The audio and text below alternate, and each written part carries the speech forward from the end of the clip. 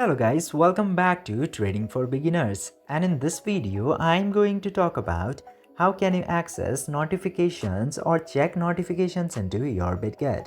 So without any further ado, let's dive right into this exciting video.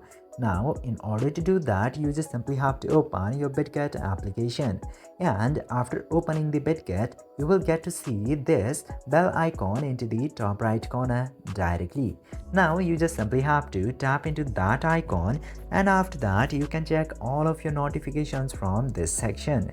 As you can see here, I have already 99 plus notifications from different sectors.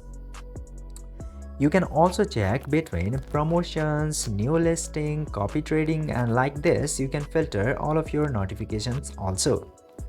I hope this video was informative for you. If yes, don't forget to like, share and subscribe to the channel to never miss another update. Thank you for watching this video.